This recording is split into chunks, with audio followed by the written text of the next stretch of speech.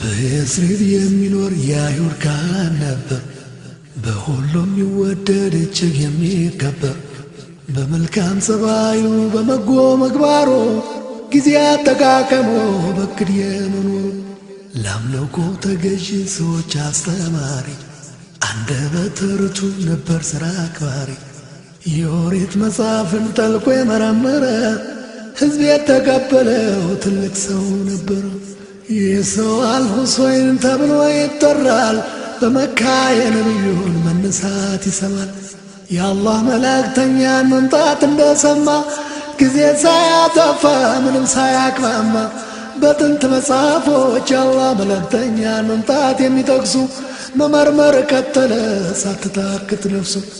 ከዚያም የነቢዩን የዘር ሐረጋቸው ስማቸውንና ምግባር ባህሪያቸው እንዴት እንደሆነ እያጠና ኑሮ ከትንቢቱ ቃል ጋር በደንብ አመሳክሮ ትክክል መሆኑን አረጋገጠና ወሰነ ሕይወቱን ሊሰጥ ለእስልምና።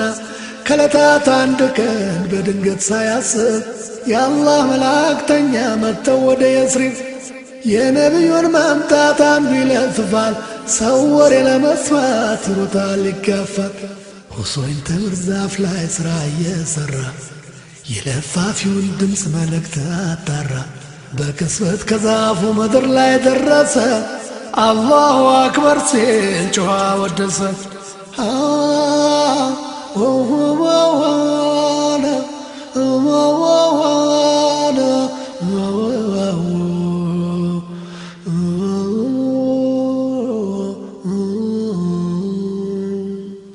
አክስቱ ስትሰማው በጣም ረገመችው።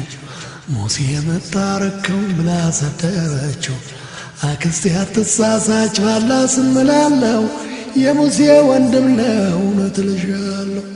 የእስላምን ሃይማኖት የሚያራምድ ሰው ነው እንደ ሙሴ ሁሉ አላህ ነው የላከው ብሎ ገለጸላት። አክስቱን ቆይታ ለመሆኑ ይህ ሰው ከታላቁ ጌታ መልእክቱን ደምዳቤ ሆኖ የሚመጣው ስትል የነበረው ነቢዩ እሱ ነው። ስትጠይቀው ጥሏት ከነፈ በረረ። ሕዝብ መሃል ገባ እየገፈተረ። ነቢዩን ለማግኘት ተሽሎክልኮ ገብቶ ማዳመጥ ጀመረ በጣም ተጠግቶ። ሰላምን አስፋፉ፣ ምግብን አካፍሉ፣ ለእንቅልፍ እጅ አትስጡ፣ ስገዱ አመስግኑ እያሉ ነቢዩ ቆመው ሲያስተምሩ አንድ ኃይል ሲገባ ዘልቆ በደም ስሩ። ታወቀው ደስ አለው አፉ ተላቀቀ። ከአላህ ሌላ አምላክ እንደሌለ አወቀ። ሙሐመድን ባሪያው እንደሆነ አውቄ እመሰክራለሁ ከፊቱ ወድቄ ብሎ መሰከረ። ከቶ አላመነታ። ስምህ ማን ነው አሉት ነቢዩን በአፍታ። እኔ ሁሰይን ሰይለም እባላለሁ። ሲመልስላቸው እኔ አብደላህ ብን ሰላም ብያለሁ ብለው በአዲስ ስም ነቢዩ ሲጠሩት ይሁንልኝ ያለ ስያሜውን ወዶት ሚስትና ልጆቹን ለቤተሰቦቹ የእስልምናን እምነት ከነበረዎቹ አክስቱንም ጭምር አስተምሮ እስላሙኑ ከአይሁድ ተደብቀው በህቡ አመኑ።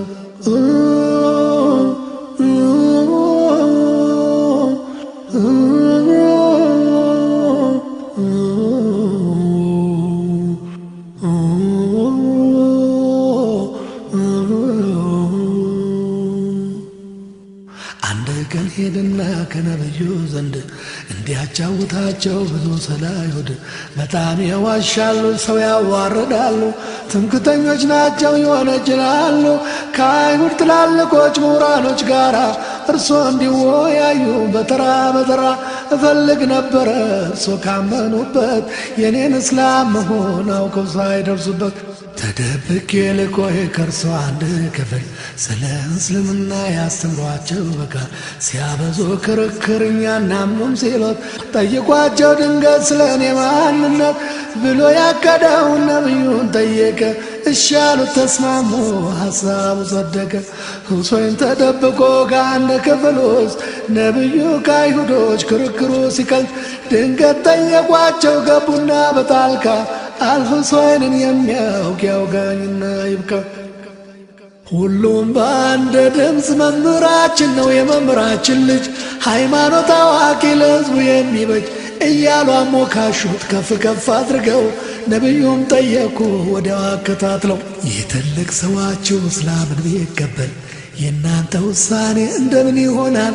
ከቶ ያረገውም አምላክ የማይምለው ክብሩን የሚነካ ለሱ ትልቅ ሞት ነው በማለት ታምሰው ሲያወቁ ሲንጫጩ ገሚሱ በፍርሃት በጭንቀት ሲቆጩ አልሁሰይን ብቅ አለ ከተደበቀበት የነሱ መምህር እጅግ የሚያምኑበት በድፍረት አላቸው አላህን እወቁ በአምላክ ስም እምላለሁ በውሳኔያችሁ ላይ በጣም ተጠንቀቁ።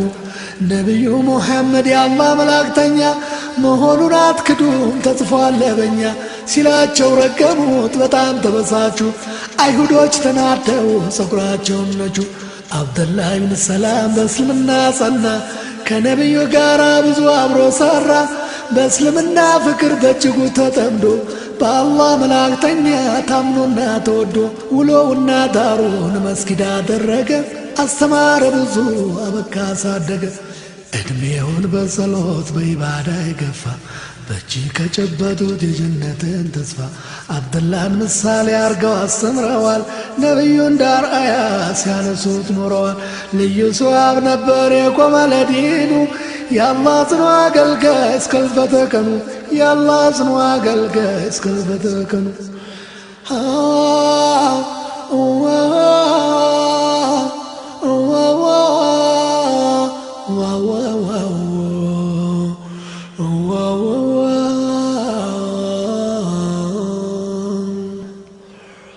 የሶሃቦች ታሪክ እንደማር ይጥማል አጀብ አሰኝቶ ይደንቃል ይገርማል። ጫማ አልነበራቸው ለእግራቸው መሄጃ ግፋ ቢል ሰይፍ እንጂ የላቸው ጠመንጃ።